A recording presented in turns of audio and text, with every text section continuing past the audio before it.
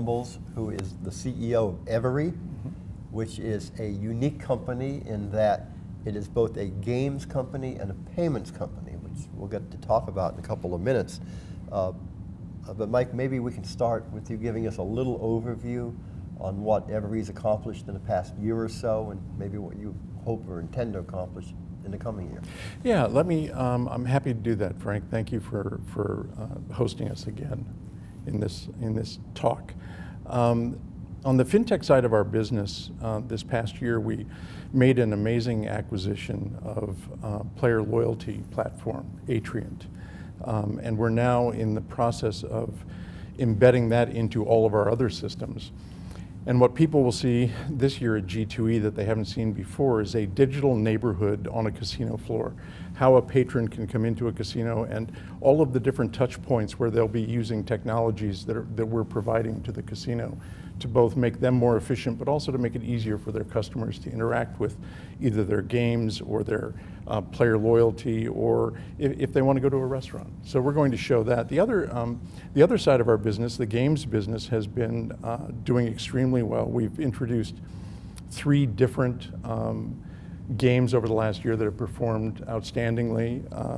We've introduced new form factors, new cabinets, and probably the best indication of how well those cabinets have been received is we've seen at least 2 companies now that have copied our designs and have put very similar cabinets out as part of their inventory. So now we'll be competing with them to a degree purely on the product of the game itself, and that's a space that we love competing in.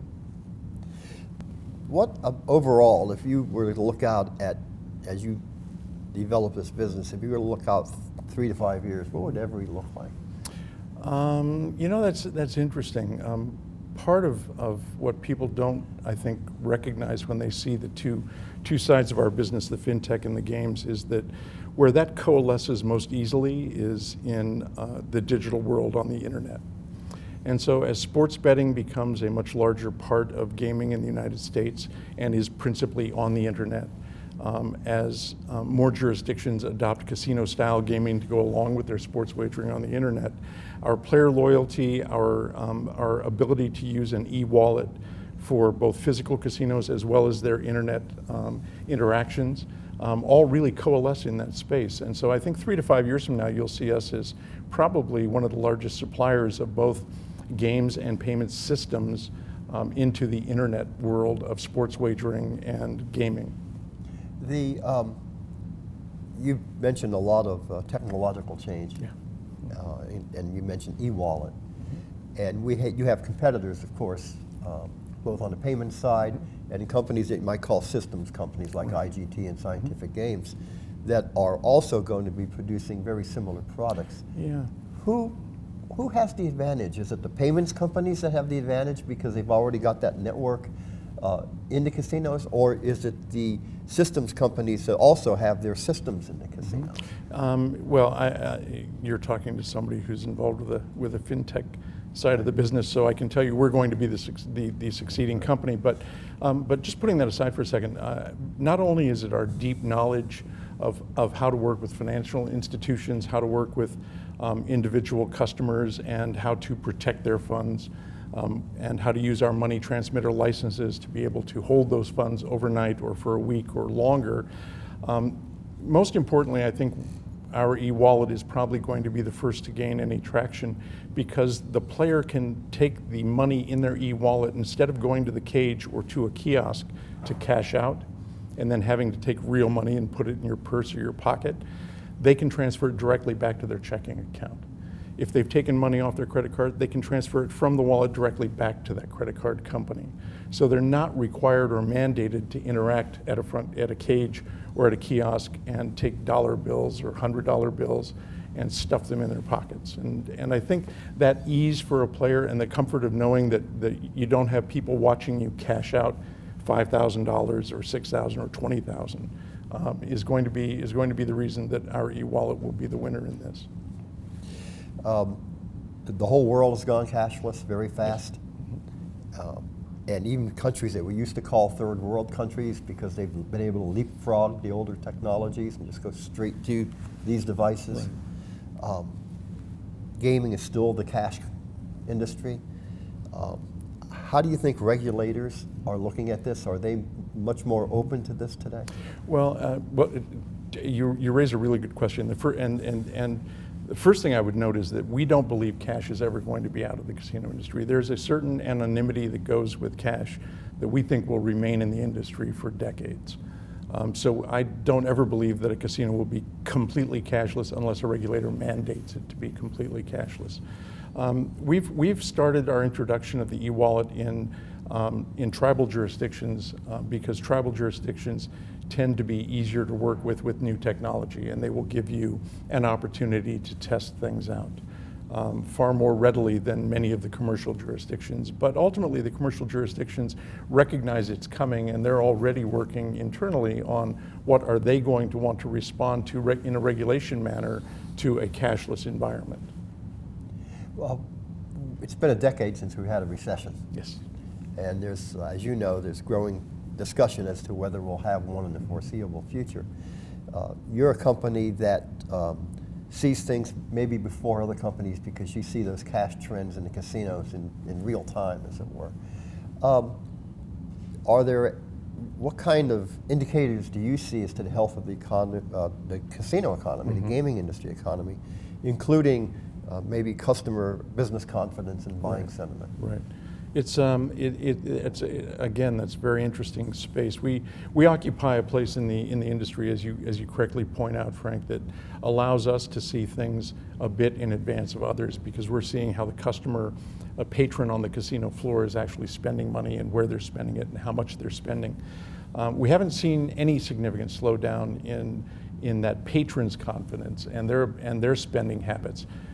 We have seen, and it's hard to tell you that it's necessarily a reluctance on the part of casinos to buy, or a question of the timing of G2E this year and when slot and casino managers want to start looking at the newest items to bring onto their casino floors, and maybe they backed off as a result of that.